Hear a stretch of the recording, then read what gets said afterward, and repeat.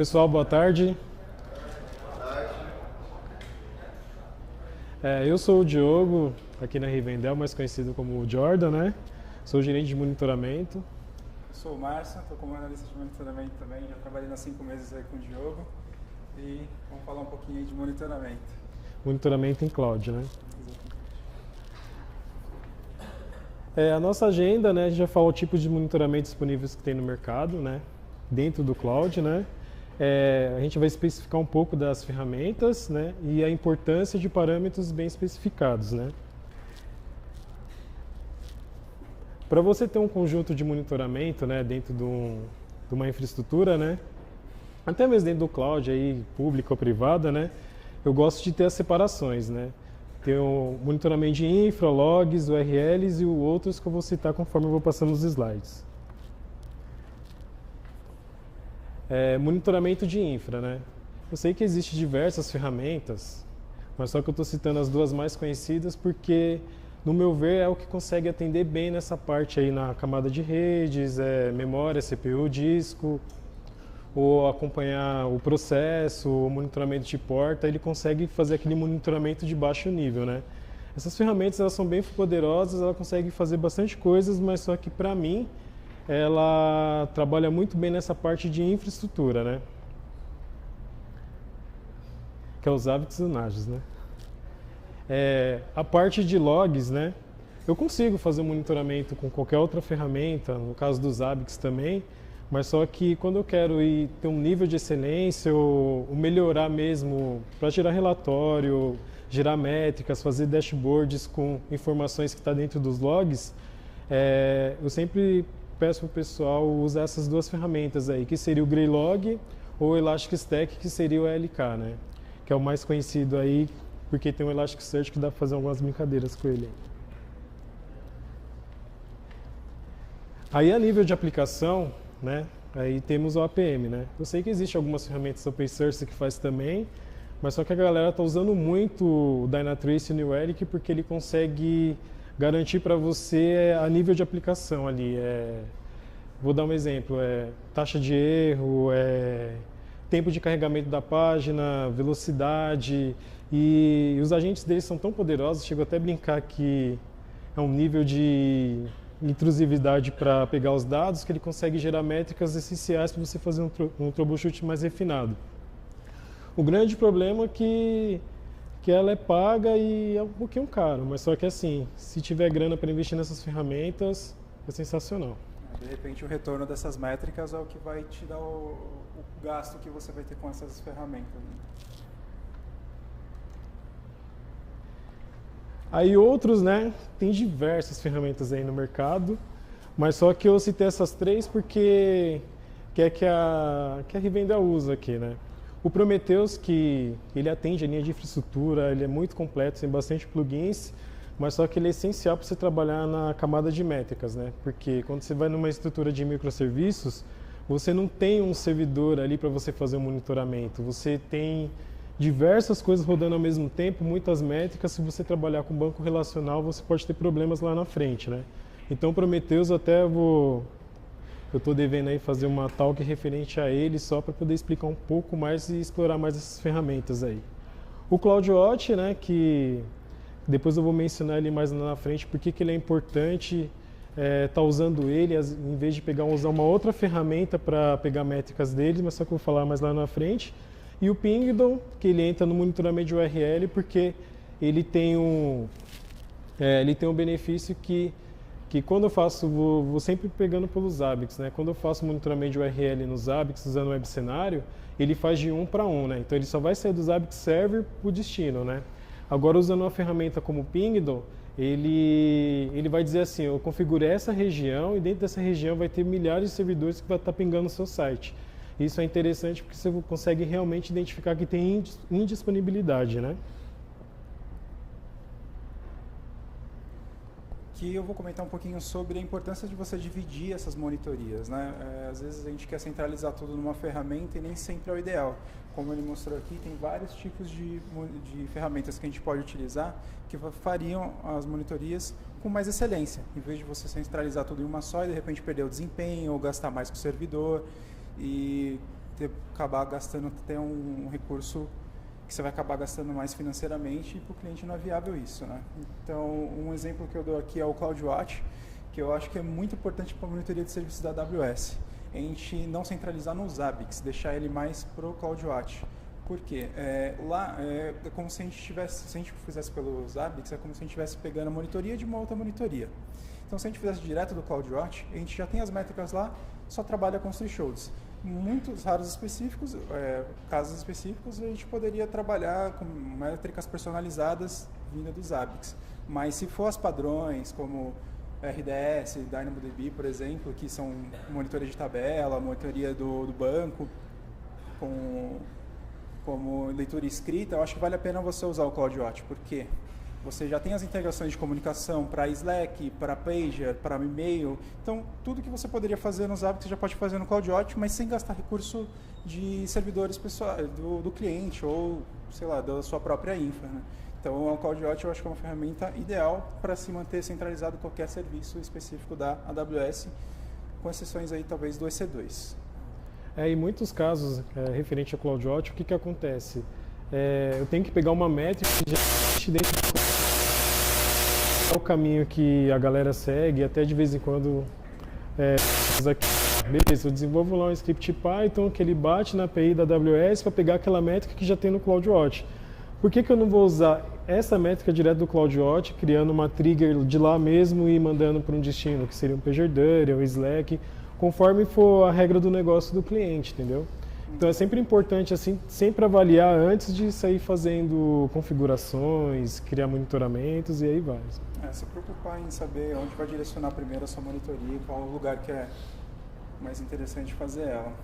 Aí o Pingdom, como ele mencionou, é interessante você fazer de repente na webpage de e-commerce ou na homepage do cliente. Como ele é uma ferramenta paga, ela é mais limitada, né? Então, só que ela é mais completa na questão de comunicação, se está funcionando ou não, e também tem aquela variação de várias regiões que você pode fazer esse teste de conexão. Então, vale a pena você fazer na parte onde vai impactar mais o negócio, vai causar algum problema de prejuízo financeiro para o cliente, ou ele não pode ficar nem um minuto com aquela página que você está monitorando fora. Então, deixar ele mais focado nisso e as outras, como de repente esse blog, que em alguns casos não são tão importantes ficar tipo 1, 2, 3 minutos fora, poder monitorar pelo Zabbix ou por alguma outra ferramenta assim. Mas o Pingdom faz com excelência essa parte de monitoria do site, até podendo fazer algumas chamadas aí específicas que, se entrar mais a fundo, é interessante. E aí o Zabbix, que é uma ferramenta que eu sou mais fã, e dá para fazer um pouco de tudo. Mas ele trabalha bem se você especificar bem o que você precisa nele. Se você colocar qualquer coisa nele, é aquilo que entra, o que a gente falou. Monitorar o CloudWatch, por exemplo. Você vai perder recurso do Zabbix e vai estar monitorando o que já é monitorado. Então, vale a pena você saber o que você precisa fazer exatamente para passar para o Zabbix e o Zabbix retornar para você métricas que vão ser de alertas, que são realmente um problema, ou para troubleshoot. De repente, você não quer mais acessar um servidor para ver o porquê que ele caiu. Então, a gente consegue criar itens com que o Zabbix mostre para você essas métricas, mostre esses problemas. Mas para isso tem que ter um refinamento, tem que ter ideia de como ele funciona, fazer um levantamento de problemas anteriores e ver por que aconteceu esses problemas, e de repente, baseado nesses problemas, a gente jogar nesses itens dentro do Zabbix e assim dar uma monitoria bem especializada e fazer com que tenha uma mais performance sem muito gasto também com os Zabbix, né? Não encher também de scripts aleatórios, porque o Zabbix até tem muito item nativo dele, então você pode trabalhar com as próprias métricas do agent com ele, se você for fazer. Só alguns casos específicos que vai ter que fazer script. Algo customizado, né? E o Greylog, o LK, foi até que eu mencionei lá atrás, porque às vezes tem muitas informações no log, né?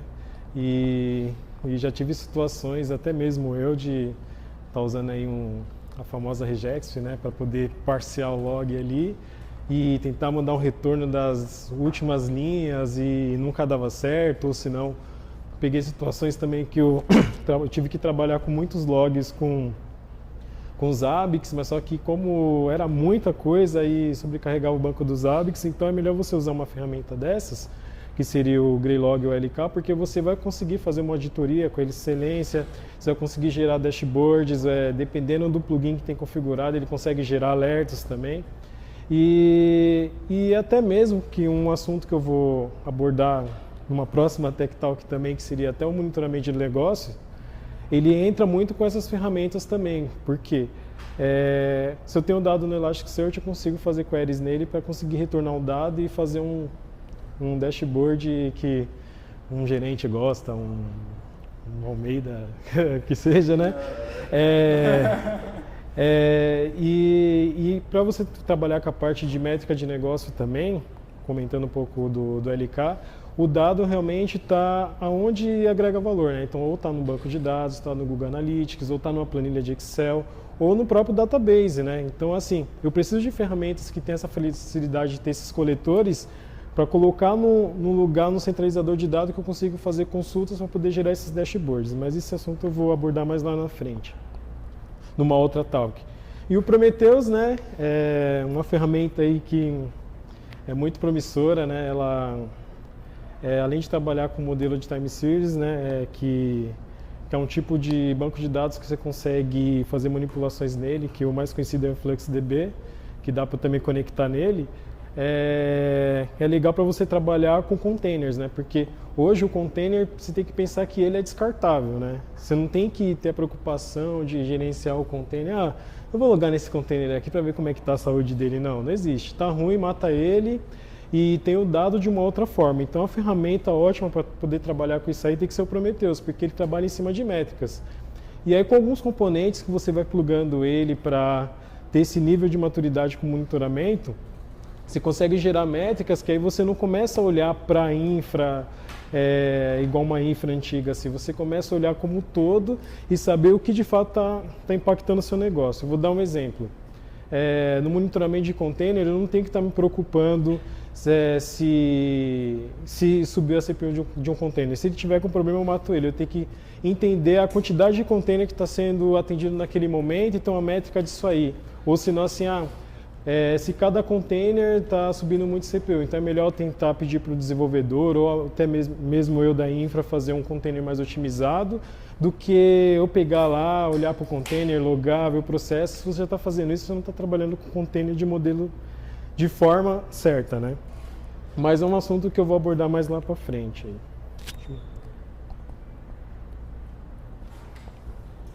Eu queria comentar um pouquinho da importância dos parâmetros que a gente hoje pede para monitorar. A gente perdeu o costume do padrão, por quê? Às vezes o padrão hoje é o que a gente leva muito lá de trás, que veio de servidores físicos. Então, às vezes, você monitorar 90, 95 de CPU numa máquina na AWS não seria necessariamente um problema. Então, você vai gerar alertas, vai consumir o NOC, vai consumir o plantão, vai consumir o analista que vai ter que atuar e verificar aquilo lá. Então, a gente fazer alertas de acordo com a necessidade mesmo de um problema, né? Como eu comentei antes, trabalhar baseado em problemas que já ocorreram e tentar identificar o que causou aquele problema para a gente monitorar o problema e não um padrão, porque o padrão nem sempre é um problema. E para isso tem que ter não só a parte de reconhecimento de problemas, mas a pessoa que desenvolveu o ambiente. É muito importante a pessoa que desenvolveu o ambiente ter esse contato com os alertas, porque eles falando o que aconteceu, a gente consegue desenvolver a monitoria refinada e não, sem precisar causar algum tipo de gastos desnecessários nos hábitos, tanto de recurso quanto de tempo. O que ele está querendo dizer, assim, reforçando o que ele falou, o que acontece? Se a pessoa que sustenta aquele ambiente, ele tiver domínio dali, ele mesmo vai dizer para mim, o Jordan, cara, monitore isso aqui, porque quando alarmar, vai ter que ter uma atuação aí de nem o NOC vai conseguir resolver, entendeu? Então, assim, tem que ter essa acessibilidade de conhecer do que você está trabalhando para conseguir trazer de uma forma organizada e dizer assim, monitoramento, eu tenho um monte de coisa aqui dentro da minha infra, mas só que assim, eu preciso que você tenha só 4 alertas e o resto é só métrica. Por quê?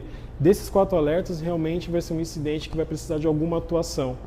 Porque o que acontece muito hoje como ter uma ferramenta nova e minha solicitação é assim, monitora a ferramenta aí. E aí eu olho para essa ferramenta assim, se eu, como eu já trabalhei um tempo como sysadmin, eu tenho algum conhecimento, aí eu posso até sugerir, é legal você pegar, monitorar dessa maneira. Agora, quando eu não conheço, vou parecer até ser estúpido assim, de tipo, só vou monitorar o serviço e a porta e memória CPU e disco, porque eu não conheço. Então, você que sustenta aquilo, você tem que avaliar bem e falar assim, cara, eu estou com esse banco de dados aqui, eu quero que você monitora todas as queries que são lentas. Aí sim, com a minha expertise ou com a expertise da equipe, a gente vai conseguir fazer o monitoramento dentro daquilo que você precisa. Então, assim, se você avaliar bem uma ferramenta de monitoramento 100%, tem poucas triggers, assim. E quando alarma, tem que se mexer, entendeu? Alguma atuação, exatamente.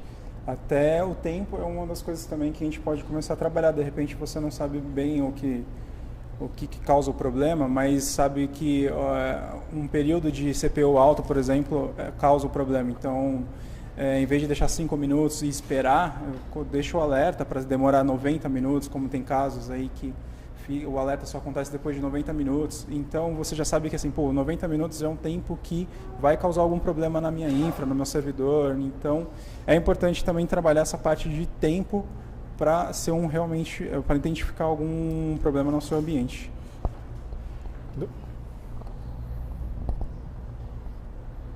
Os benefícios.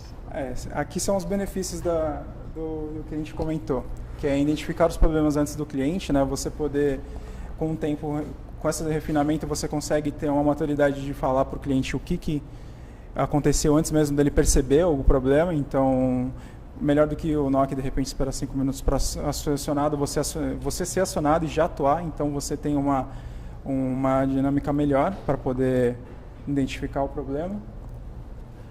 O melhor aproveitamento dos analistas, ou seja, você não vai parar uma task que você está fazendo, um backlog que você tem que estar atuando. Então você pode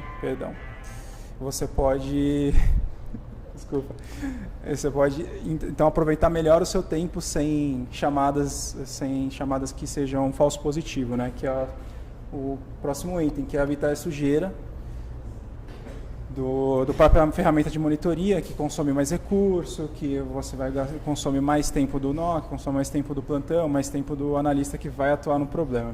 E tempo é dinheiro, né? E tempo é dinheiro, exatamente. Aí vai nessa parte do próximo item que vai acabando um ligando ao outro, se você perceber, que é a redução dos custos, do plantão e de recursos, e até a melhor na performance dos ABICs, né? Então você mantém menos tempo em manutenção. Os ABICs, de repente, em vez de você ter que dar um truncate lá na tabela de sessão dos ABICs, porque já teve muita sessão logada, você só vai manter ele lá por um bom tempo sem ter que gastar o seu tempo em manutenção. Você vai ter uma monitoria que você só vai mexer nele quando você precisar. Então, esse refinamento é importante por causa disso. E evita o retrabalho também, que é o fato de você ter que ficar redimensionando depois os parâmetros da sua trigger. Agora altera para 98, agora altera para 100, agora põe mais 5 minutos, agora põe mais 20 minutos. Então, se você faz isso desde o início, você ganha mais tempo para dar mais foco a outros problemas do seu dia a dia, ou do seu trabalho, ou do próprio plantão. E perguntas, né?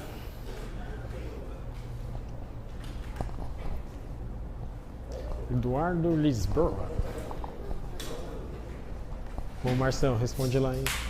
Então, vocês mencionaram o Prometheus. Eu queria saber se ele tem suporte a trigger, de você personalizar uma ação, caso aconteça algum alerta, algum alarme específico. Eu ia pegar o microfone, mas eu tô com a tela aqui. Sim, tem. Ele tem o Alert Manager dele também, que você consegue estar configurando alertas, né? Ou senão você pode fazer uma inteligência também com... Se você conseguir gravar os dados no InfluxDB, você pode usar um cara chamado... o Capacitor, que aí você consegue fazer os alarmes dentro do InfluxDB com as métricas que joga do Prometheus, entendeu? Mas o nativo dele é o Alert Manager. Boa tarde, tudo bem? Tudo. O que você me sugere como ponto inicial melhor para eu começar o monitoramento da minha aplicação? É melhor eu mapear todos os itens que eu quero monitorar, Ou é melhor eu mapear todo o meu histórico de incidentes ocorridos para eu criar alertas efetivos? O que você me sugere? Vou falar, Márcio, começa o complemento. Primeiro vai pro Pingdom, né? Eu falo. Assim, primeiro, assim, se é uma aplicação, se é um e-commerce, você precisa ter um URL PI lá, né? Então a primeira coisa que você tem que fazer é monitorar ela. Porque se parou tudo ali, você já está perdendo dinheiro, né? Então eu configuro ela ou no web cenário dos Zabbix, eu configuro no Pingdom, ou qualquer outra ferramenta que faz um check ali para pelo menos identificar quando caiu. Depois disso, né, eu vou pegar, né, vou configurar um exemplo. Se eu estou usando, vou por linha dos Zabbix. Se eu estou usando os Zabbix, eu vou pegar lá nos seus servidores, vou instalar os Zabbix Agent, mas só que eu não vou habilitar os alertas. E aí eu vou fazer um acompanhamento dos gráficos, né? Falar, beleza, o comportamento desse servidor aqui é isso, tá. Aí eu vou chegar em você e falar assim, Almeida, vamos ajustar o threshold para alarmar aqui. Então eu vou fazer o monitoramento básico, né?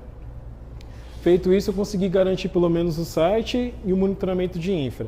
Aí você vai falar assim, agora eu quero saber da aplicação, né? Então eu vou falar assim, Almeida, quais são os principais ofensores da sua aplicação para fazer o monitoramento disso?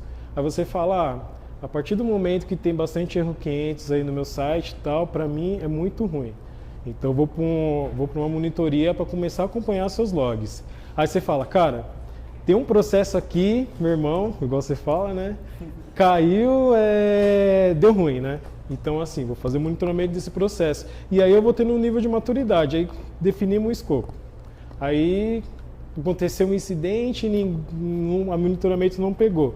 Mas só que aí eu descobri que o problema foi quando, sei lá, dá um select na tabela e demora muito, a outra aplicação não consegue comunicar, tal. Então beleza, então vamos fazer um refinamento no monitoramento do banco. E aí você vai escalando até conseguir chegar a um nível de excelência. O meu sonho, dividindo com vocês aí, é ter o apoio do desenvolvimento. Por quê? O desenvolvimento ele consegue fazer uma page health check e ele consegue fazer que eu tenha um health check da aplicação em vez de assim, um exemplo, eu que quero comunicar com o banco de dados, eu dou um telnet daqui para lá, né? Mas só que é diferente de uma chamada de uma aplicação. A aplicação ela usa uma biblioteca por trás, então às vezes o meu telnet funciona, mas talvez o socket da aplicação não consegue conectar lá.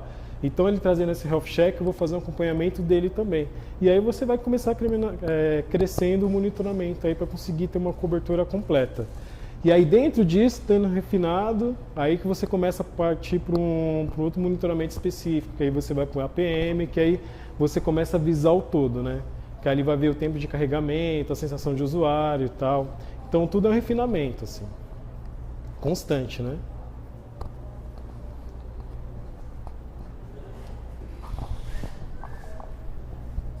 Opa, boa tarde. Falando em monitoramento de EC2 e Zabbix, o quão confiável que é você monitorar uma VM, uma Virtual Machine, uma EC2 por Zabbix? E qual é assim, a dificuldade de se monitorar além de recursos, tipo memória, processamento? Eu quero monitorar crédito de CPU, ou crédito de disco da Amazon. Isso é muito... Queria saber mais sobre isso.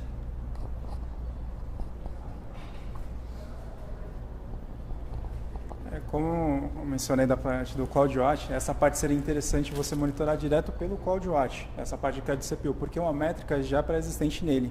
Então, o Zabbix teria que acessar a CLI da AWS para fazer essa consulta. Então, você demoraria mais tempo e ainda consumiria mais recursos. Então, vale mais a pena você fazer uma monitoria pelo próprio CloudWatch e o CloudWatch te informar quando houver algum problema. A confiança do Zabbix numa EC2 seria a nível, de repente, da aplicação, se ela está rodando ou não, do processo, perdão, se ele está rodando ou não, um CPU, um disco, ou alguma coisa mais específica para aquela EC2, você pode fazer pelo Zabbix. Mas, se tiver no CloudWatch, a preferência é fazer por ele, porque é aquela questão, economiza recurso para ela. Eu tenho uma observação aí que, quando se trata de autoscaling, né, vamos dizer assim que monitoramento de memória e CPU, até mesmo disco, não faz muito sentido, porque aí que entra naquela linha que até comentei do container, seria para a parte de métricas, porque assim, Se eu faço uma configuração no autoscale a partir de uma métrica ele mata a máquina, por que eu estou monitorando a CPU? Entendeu? Então não faz muito sentido. Por isso que o analista ele tem que entender qual que é a necessidade dele. Talvez eu faça uma métrica do autoscale mata a máquina por CPU, mas eu faço monitoramento pelos ABICs de memória. Entendeu? Porque eu acredito, eu não tenho certeza, mas acho que nativo ele não tem monitoramento de memória pelo CloudWatch. E aí eu consigo fazer outros monitoramentos dentro da sua máquina, mas não tudo. Então, assim, se eu tenho um autoscale, subiu o CPU, o autoscale vai olhar assim, tchau, me dá um novo, entendeu? Então, assim, por isso que tem que entender o todo para conseguir fazer um monitoramento refinado. Até o CloudWatch pode, nessa parte de autoscale, consegue monitorar se a máquina subiu, ou se tem algum problema, até acredito eu, da aplicação, se ela não subiu com a máquina, não rodou, então vale a pena você trabalhar com o CloudWatch.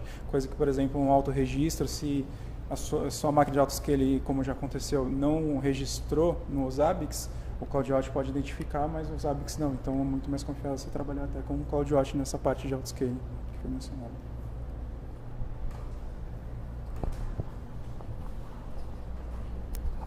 Vocês mostraram diversas soluções de monitoramento e tal, mas vocês já chegaram a trabalhar com o Stack Driver da Google Cloud? Ou não? Conhece algum cliente, alguma coisa assim? Tem alguma opinião? Uma pergunta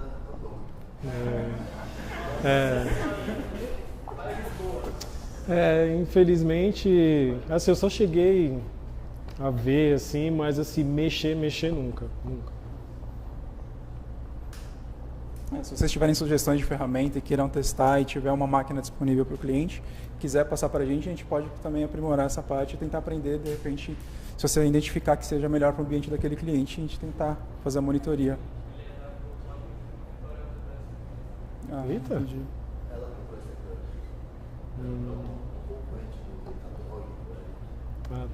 É pago? Pago.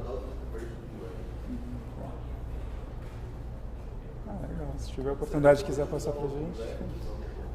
Porque a ferramenta paga é bem melhor. Você instalou a gente, você sai com o abraço assim. As métricas já são todas coloridas, né? Quer falar, o Duarte? Pá, muito boa talk aí, viu? Eu queria perguntar o seguinte. Para monitoramento de container, de microserviço, vocês falaram do Prometheus. Além do Prometheus, tem alguma outra solução? Ou eu consigo fazer esse tipo de monitoramento usando uma solução como o Zabbix sem precisar mexer em tanta coisa assim?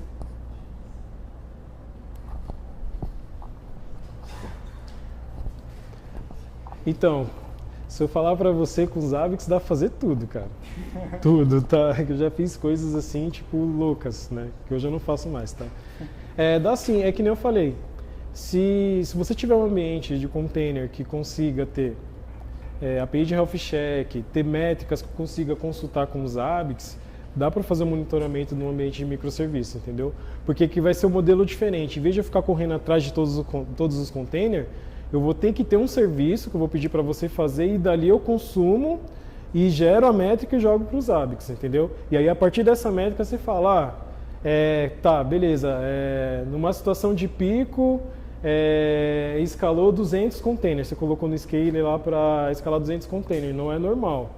Então para você é um problema, então eu vou alarmar, vou mostrar para você, você vai pegar, vai olhar dentro das suas métricas ali, tipo, caramba, teve bastante acesso, ou se não, tá dando bastante timeout lá, porque seu banco não está conseguindo comunicar, e aí a máquina, como ela é automática, ela vai falar assim, beleza, tá subindo a CPU aqui, vou escalar. Aí ele vai ficar escalando e na verdade você tem um problema. Então aí você vai para essa linha mais de métricas. Então por isso que eu falei, se você tiver uma equipe madura que consiga conhecer e dominar o seu ambiente, qualquer ferramenta você consegue resolver seus problemas. Claro, Nagios dá pra fazer magias também. Mais um? Mais alguma pergunta?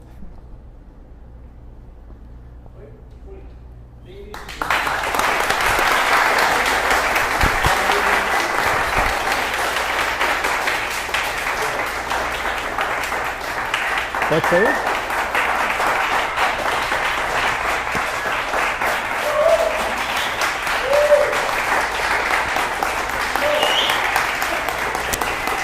Cara, é lixo, né, velho?